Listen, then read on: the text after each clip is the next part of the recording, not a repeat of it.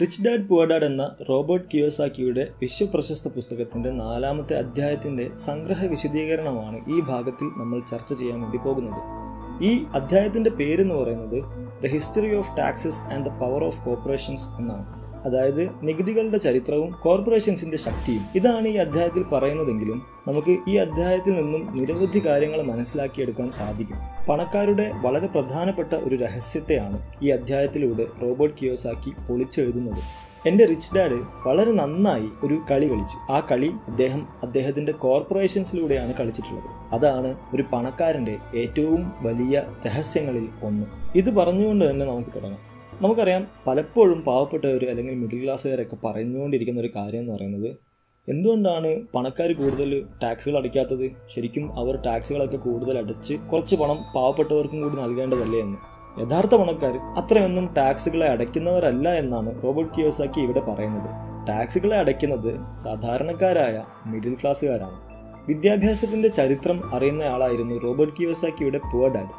എന്നാൽ rich dad ആകട്ടെ ഈ നികുതികളുടെ ചരിത്രമാണ് കൂടുതൽ പഠിച്ചു വെച്ചിട്ടുള്ളത്. നികുതിയുടെ ചരിത്രം പറഞ്ഞുകൊണ്ടാണ് ഈ അധ്യായം മുന്നോട്ട് പോകുന്നത്. ഇംഗ്ലണ്ടിലെയും അമേരിക്കയിലെയും നികുതിയുടെ ചരിത്രം. യഥാർത്ഥത്തിൽ യുദ്ധങ്ങൾക്കുള്ള ഒരു ഫണ്ട് ശേഖരണമായിരുന്നു ഈ നികുതി അത്ര. 1874 വരെ ഇംഗ്ലണ്ടിലെ പൗരന്മാർക്ക് ഇൻകം ടാക്സ് ഒന്നും അടയ്ക്കേണ്ടിയിരുന്നില്ല. 1913 അമേരിക്കയിലും ഇത് തുടങ്ങിയത്. നമ്മുടെ രാജ്യത്തും ഇൻകം ടാക്സ് ഉണ്ട്. വർഷങ്ങൾക്ക് മുമ്പ് നികുതി, കപ്പം, കരം തുടങ്ങിയ പേരുകളിലേക്ക് അറിയപ്പെട്ടിരുന്ന ഒരു കാര്യമാണിത്. ഇംഗ്ലണ്ടിലെയും അമേരിക്കയിലെയും കാര്യം പറയുകയാണെങ്കിൽ അവിടുത്തെ പണക്കാർക്ക് വേണ്ടിയാണ് വാസ്തവത്തിൽ നികുതികൾ തുടങ്ങിയിരുന്നത്. പാവപ്പെട്ടവർക്കും മിഡിൽ ക്ലാസ്സുകാർക്കും നല്ല രീതിയിലുള്ള മെച്ചപ്പെട്ട ഒരു ജീവിതം പ്രൊവൈഡ് ചെയ്യാൻ പണക്കാരിൽ നിന്നും ടാക്സ് പിരിച്ച് നൽകാൻ സാധിക്കുമെന്നായിരുന്നു ഗവൺമെന്റിന്റെ തുടക്കത്തിലെ വാദങ്ങൾ. എന്നാൽ ഇപ്പോഴത്തെ സ്ഥിതിയിൽ പണക്കാരാണ് ഏറ്റവും കുറവ് ടാക്സ് നൽകേണ്ടിയിരിക്കുന്നത്. പാവപ്പെട്ടവരാകട്ടെ അവർക്ക് ലഭിക്കുന്ന പണത്തിൽ നിന്നും ടാക്സുകൾ അടച്ചതിന് ശേഷമാണ് അവരുടെ ചെലവുകളെ പോലും കഴിക്കാൻ അവർക്ക് കഴിയുന്നത്.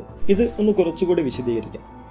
കോർപ്പറേഷൻസ് ഉള്ള ബിസിനസ് ഉടമകൾ അവരുടെ ബിസിനസ്സുകളിലൂടെ ആദ്യം സമ്പാദിക്കുന്നു, പിന്നീട് അവരുടെ ചിലവുകൾ കഴിക്കുന്നു. അവരുടെ പേഴ്സണൽ ചിലവുകളും അതുപോലെ കോർപ്പറേഷൻസിൻ്റെ ചിലവുകളും പിന്നീട് നടത്തുന്നു. അതിനുശേഷമാണ് ബാക്കി വരുന്ന പണത്തിൻ്റെ ടാക്സ് ആണ് അവരടയ്ക്കുന്നത്. എന്നാൽ ഇത്തരം കമ്പനികളിൽ പോലും ജോലി ചെയ്യുന്ന ജോലിക്കാരുടെ അവസ്ഥ, അവർ ആ ജോലിയിൽ നിന്നും ശമ്പളത്തെ വാങ്ങുന്നു, എന്നിട്ട് അതിന് ടാക്സ് അടയ്ക്കുന്നു, തുടർന്ന് ബാക്കിയുള്ള പണം കൊണ്ട് അവരുടെ ചിലവുകളെ കഴിക്കുന്നു. ഇതിനെയാണ് റോബർട്ട് കിയോസാക്കി റാറ്റ് റേസ് അഥവാ എലിയോട്ടം എന്നൊക്കെ വിളിച്ചത്. നമ്മുടെ ചിലവുകളെ കഴിച്ചതിന് ശേഷമുള്ള പണത്തിന് വേണ്ടി മാത്രമാണ് നമ്മൾ ടാക്സ് അടയ്ക്കുന്നതെങ്കിൽ അത് നമുക്ക് നമ്മുടെ ജീവിതത്തിൽ അത്ര ഭാരമായി വരില്ലായിരുന്നു. പുവർ ഡാഡ് എപ്പോഴും പറയുന്നത് പണക്കാരായിട്ടുള്ള ആളുകൾ അത്യാർത്ഥികാരായ കള്ളന്മാരാണെന്നാണ്. റിച്ച് ഡാഡ് പറയുന്നത് ഗവൺമെൻറ് മടിയന്മാരായ കള്ളന്മാരാണെന്നാണ്. പക്ഷെ എങ്ങനെ വന്നാലും പണക്കാരെങ്ങനെയാണ് ഇത്ര കുറവ് ടാക്സ് മാത്രമേ അടയ്ക്കുന്നുള്ളൂ എന്ന് റോബർട്ട് കിയോസാക്കിക്ക് പറയാൻ സാധിക്കുക? അതിന് അദ്ദേഹം ഉദ്ധരിക്കുന്ന കുറച്ച് മാർഗങ്ങളുണ്ട്. പണക്കാരായിട്ടുള്ള ആളുകൾ അവരുടെ പണം അവരുടെ ബിസിനസ് കോർപ്പറേഷൻസിലേക്കാണ് ഇൻവെസ്റ്റ് ചെയ്യുന്നത്. അവരുടെ സ്വത്തുക്കളിൽ നിന്നുള്ള ഇൻകവും അവരുടെ കോർപ്പറേഷൻസിലേക്കാണ് പോകുന്നത്. പിന്നീട് കോർപ്പറേറ്റ് ഇൻകമാണ്, അതായത് അവരുടെ ബിസിനസ്സിൽ നിന്നും ലഭിക്കുന്ന ഇൻകമാണ് അവർ അവരുടെ ഇൻകമായി കണക്കാക്കുന്നത്. അതോടൊപ്പം അവർക്ക് പേഴ്സണലായിട്ട് അവർക്ക് വ്യക്തിപരമായിട്ട് നടത്തേണ്ടുന്ന അവരുടെ ചിലവുകളെയും കോർപ്പറേഷൻ്റെ ചിലവുകളായി കാണിച്ചുകൊണ്ട് ആ ചിലവുകൾക്ക് ശേഷമുള്ള ടാക്സിനെ മാത്രമാണ് അവരടയ്ക്കുന്നത്. ഗവൺമെൻറ്റുകൾ എപ്പോഴും പണക്കാരായിട്ടുള്ള ആളുകളിൽ നിന്നും നികുതി കൂടുതൽ വാങ്ങിക്കാൻ വേണ്ടി ശ്രമിച്ചാലും പണക്കാർ അതിൽ എന്തെങ്കിലും ഒരു ലൂപ്പ് ഹോൾ, നികുതിയുടെ നിയമങ്ങളിലുള്ള ലൂപ്പ് ഹോളുകൾ കണ്ടെത്തി അവർ ഏറ്റവും കുറവ് നികുതി എങ്ങനെ അടയ്ക്കാമെന്ന് മനസ്സിലാക്കി കാര്യങ്ങളെ മുന്നോട്ട് കൊണ്ടുപോവുകയാണ്. ഇനി ഒരു ഗവൺമെൻറ്റും ഒരു കോർപ്പറേറ്റും തമ്മിലുള്ള മൈൻഡ് സെറ്റിലെ വ്യത്യാസം പറയാം. നമ്മൾ ഇത്രയും നേരം പറഞ്ഞിരുന്നത് ഒരു പാവപ്പെട്ടവനും ഒരു കോർപ്പറേറ്റുകാരനും തമ്മിലുള്ള വ്യത്യാസമാണ്. ഒരു ഗവൺമെൻറ്റും ഒരു കോർപ്പറേഷനും എങ്ങനെയാണ് വ്യത്യാസപ്പെട്ടിരിക്കുന്നത്? അവരുടെ മൈൻഡ് സെറ്റിലുള്ള വ്യത്യാസം എന്താണ്? ഒരു മുതലാളി ചിന്തിക്കുക അയാളുടെ എക്സ്പെൻസുകളെ മാക്സിമം കുറയ്ക്കാനാണ്, അയാളുടെ ചിലവുകളെ മാക്സിമം ഇല്ലായ്മ ചെയ്യാനാണ്. അങ്ങനെ വന്നാൽ മാത്രമേ അയാളുടെ ലാഭത്തിൻ്റെ കണക്കിനെ വർദ്ധിപ്പിക്കാൻ സാധിക്കുകയുള്ളൂ. എന്നാൽ ഒരു ഗവൺമെൻറ്റിന് അടുത്ത ബഡ്ജറ്റിന് മുമ്പ് കഴിഞ്ഞ ബഡ്ജറ്റിൽ അലോട്ട് ചെയ്തിട്ടുള്ള വികസനത്തിന് വേണ്ടി അനുവദിക്കപ്പെട്ടിട്ടുള്ള പണം എത്രമാത്രം ചിലവഴിക്കാതെ ബാക്കിയായോ അത്രയും ചീത്തപ്പേരാകും. ജനങ്ങൾക്ക് വേണ്ടി, വികസനത്തിന് വേണ്ടി കൃത്യമായി പണം ചിലവഴിക്കാൻ അറിയാത്തവർ, അതിന് കഴിയാത്തവർ എന്നൊക്കെയുള്ള ചീത്തപ്പേരായിരിക്കും ഫലം. എന്നാൽ ഇതേ കാര്യം ഒരു കച്ചവടക്കാരൻ, ഒരു മുതലാളി ചെയ്യുകയാണെങ്കിൽ അയാൾ ഫിനാൻഷ്യലി എഫിഷ്യൻ്റ് ആണ് എന്നാണ് പറയുക. നികുതിയുടെ നിയമങ്ങളിൽ ചില ലൂപ്പ് ഹോളുകളൊക്കെ കണ്ടെത്തി മാക്സിമം നികുതി കുറയ്ക്കാൻ വേണ്ടി ഒരു കോർപ്പറേറ്റ് ചിന്തിക്കും എന്ന് പറഞ്ഞിരുന്നല്ലോ. ഇതുപോലെ റോബർട്ട് കിയോസാക്കിയും റിയൽ എസ്റ്റേറ്റ് കച്ചവടത്തിൽ ഇത്തരത്തിൽ ഒരു ലൂപ്പ് ഹോള് നികുതി നിയമങ്ങളിൽ കണ്ടെത്തി നടത്തിയിട്ടുണ്ടായിരുന്നു, അദ്ദേഹത്തിൻ്റെ കാര്യങ്ങൾ നടത്തിയിട്ടുണ്ടായിരുന്നു എന്ന് പറയുന്നുണ്ട്. ഇന്റേണൽ റവന്യൂ കോഡിലെ 1031 എന്ന സെക്ഷൻ ഉപയോഗിച്ച്, ആ സെക്ഷൻ എന്ന് പറയുന്നത് നമ്മളൊരു റിയൽ എസ്റ്റേറ്റ് പ്രൊഡക്റ്റ് വിൽക്കുകയാണെങ്കിൽ അതിൽ നിന്നും ലഭിക്കുന്ന പണത്തിന് തീർച്ചയായും ഗവൺമെൻറ്റിലേക്ക് ടാക്സ് അടയ്ക്കണം. എന്നാൽ ഈ ടാക്സ് അടയ്ക്കാൻ ഒരു ചെറിയ കാലാവധി, ഒരു ചെറിയ ഇളവ് ലഭിക്കുന്നുണ്ട്.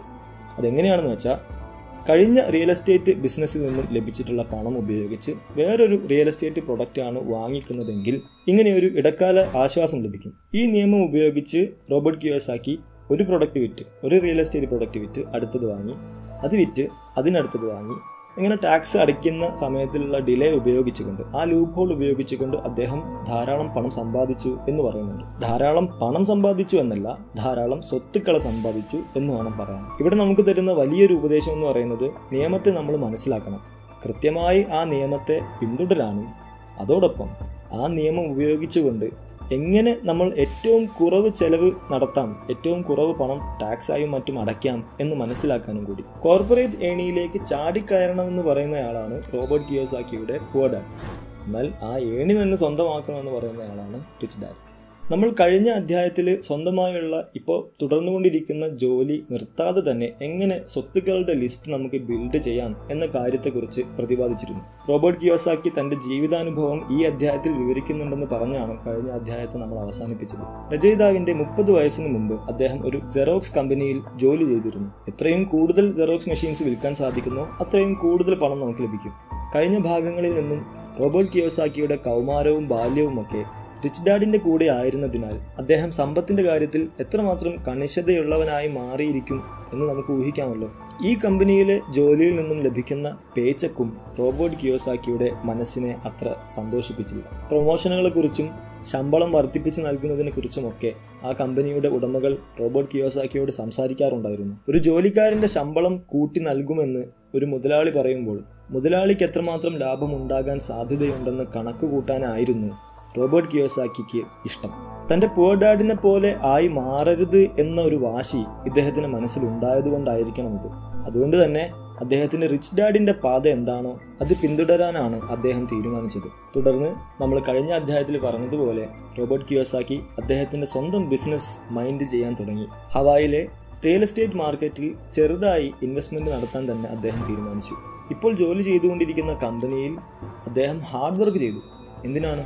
കൂടുതൽ ശമ്പളം ലഭിക്കാൻ, കൂടുതൽ കമ്മീഷൻസ് ലഭിക്കാൻ. അങ്ങനെ ലഭിച്ചിട്ട് ആ പണം ഉപയോഗിച്ച് അദ്ദേഹം ചെറുതായി ഇൻവെസ്റ്റ്മെൻറ്റ് തുടങ്ങി. ആ ഇൻവെസ്റ്റ്മെൻറ്റ് പതിയെ പതിയെ വളർന്നു. നിരന്തരമായ കഷ്ടപ്പാടുകൾ വേണ്ടി വന്നു എന്നത് ശരിയാണ്. പക്ഷേ 3 വർഷങ്ങളുടെ നിരന്തരമായ ഹാർഡ് വർക്ക് അദ്ദേഹത്തെ കൊണ്ട് എത്തിച്ചത് ജോലി ചെയ്തുകൊണ്ടിരിക്കുന്ന കമ്പനിയിൽ നിന്നും ലഭിക്കുന്നതിനേക്കാൾ കൂടുതൽ പണം തൻ്റെ ഇൻവെസ്റ്റ്മെൻറ്റുകളിൽ നിന്നും ലഭിക്കാൻ തുടങ്ങിയ നിലയിലേക്കാണ്. ജോലിയിലെ ആത്മാർത്ഥതയും കഴിവുമൊക്കെ പരിഗണിച്ച് ആ കമ്പനി തന്നെ അദ്ദേഹത്തിന് ഒരു പോഷ് കാറും ഒക്കെ വാങ്ങിക്കൊടുത്തു. അദ്ദേഹത്തിൻ്റെ കൂടെ ജോലി ചെയ്തിരുന്ന ആളുകൾ അത്തരത്തിലൊരു കാറ് നേടിയെടുക്കാൻ വേണ്ടിയാണ് ജോലി ചെയ്യുന്നതെങ്കിൽ റോബർട്ട് കിയോസാക്കി ജോലി ചെയ്തിരുന്നത് അദ്ദേഹത്തിൻ്റെ സ്വത്തുക്കളുടെ ലിസ്റ്റ്, അസറ്റിൻ്റെ ലിസ്റ്റ് വർദ്ധിപ്പിക്കാനായിരുന്നു. ഇനി ഈ അധ്യായത്തിൽ ഫിനാൻഷ്യൽ ഐക്യുവിനെ കുറിച്ച് പറയുന്നുണ്ട്. ഫിനാൻഷ്യൽ ഇൻ്റലിജൻസ് ക്വഷ്യൻ്റ് എന്ന് പറയാം. നമ്മുടെ സാമ്പത്തികമായിട്ടുള്ള ബുദ്ധികൂർമ്മത എത്രമാത്രം ഉണ്ട് എന്ന് നോക്കുന്ന ഒരു ഏരിയയാണിത്. ഈ ഏരിയയിൽ പ്രധാനമായും 4 കാര്യങ്ങളെയാണ് ഒരു മനുഷ്യൻ, സമ്പന്നനായിരിക്കണമെന്ന് ആഗ്രഹമുള്ള ഒരു മനുഷ്യൻ ശ്രദ്ധിക്കേണ്ടത്. അതിൽ ആദ്യത്തെ കാര്യം എന്ന് പറയുന്നത് എണ്ണങ്ങളെ മനസ്സിലാക്കാനുള്ള ഒരു ബുദ്ധിയാണ്, അക്കൗണ്ടിങ്. അടുത്തത് ഇൻവെസ്റ്റിംഗ് അല്ലെങ്കിൽ നിക്ഷേപം.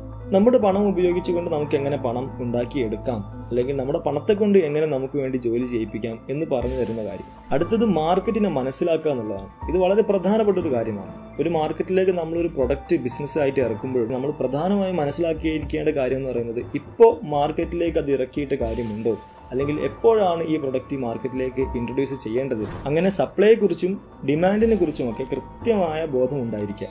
അടുത്തത് നമ്മൾ ഇത്രയും നേരം പറഞ്ഞിട്ടുള്ള നിയമം മനസ്സിലാക്കിയിരിക്കുക.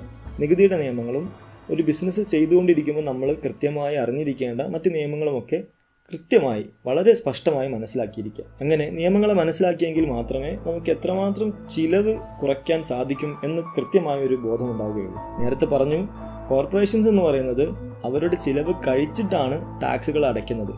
പക്ഷേ ഒരു എംപ്ലോയി, ഒരു ജോലിക്കാരൻ അങ്ങനെയല്ല. അവൻ ടാക്സ് അടച്ചതിന് ശേഷമാണ് ചിലവുകൾ കഴിക്കുന്നത്.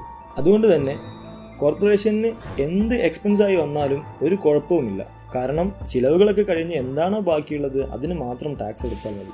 കാർ പേയ്മെൻറ്റുകൾ, ഇൻഷുറൻസ്, റിപ്പയറുകൾ, ഹെൽത്ത് ക്ലബിലെ മെമ്പർഷിപ്പുകൾ, അല്ലെങ്കിൽ റെസ്റ്റോറൻറ്റിലെ ബില്ലുകൾ തുടങ്ങിയവയൊക്കെ കോർപ്പറേഷൻ്റെ പേരിൽ നമുക്ക് ബില്ലടിക്കാവുന്നതാണ്. നിയമപരമായിട്ടുള്ള ടേക്ക് ഓവറുകളൊക്കെ പ്രൊട്ടക്റ്റ് ചെയ്യാൻ വേണ്ടിയിട്ടും കോർപ്പറേഷൻസ് ഈ നിയമങ്ങളെ മനസ്സിലാക്കിയിട്ടുണ്ട്. അതായത് ചിലപ്പോൾ കടക്കാരൊക്കെ വന്നിട്ട് നമ്മുടെ സ്വത്തുക്കളെ നേടിയെടുക്കാണ്ട് വരുന്ന സമയത്ത് കോർപ്പറേഷന് മാത്രം അവൈലബിൾ ആയിട്ടുള്ള ചില പ്രത്യേക നിയമങ്ങളൊക്കെ ഉപയോഗിച്ച് അതിൽ നിന്നും പതിയെ തലയൂരി എടുക്കാൻ സാധിക്കുമെന്നും റോബർട്ട് കിയോസാക്കി പറയുന്നുണ്ട്. പക്ഷെ ഇങ്ങനെയൊരു കാര്യം ഒരു മിഡിൽ ക്ലാസ്സുകാരനോ ഒരു പാവപ്പെട്ടവനോ സാധിക്കില്ല. ഒരു കോർപ്പറേറ്റുകാരൻ ആദ്യം പണം സമ്പാദിക്കുന്നു, പിന്നീട് ചിലവഴിക്കുന്നു, പിന്നീട് ടാക്സുകൾ അടയ്ക്കുന്നു. ഒരു ജോലിക്കാരൻ ആദ്യം പണം സമ്പാദിക്കുന്നു, പിന്നീട് ടാക്സുകളെ അടയ്ക്കുന്നു, എന്നിട്ടാണ് ചിലവുകളെ കഴിക്കുന്നത്.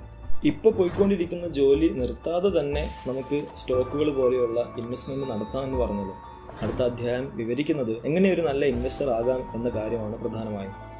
ഇന്നത്തെ വീഡിയോ ഇഷ്ടപ്പെട്ടവർ ലൈക്ക് ചെയ്യാനും മറിച്ചുള്ളവർ ഡിസ്ലൈക്ക് ചെയ്യാനും മടിക്കരുത്. അടുത്ത ഭാഗവുമായി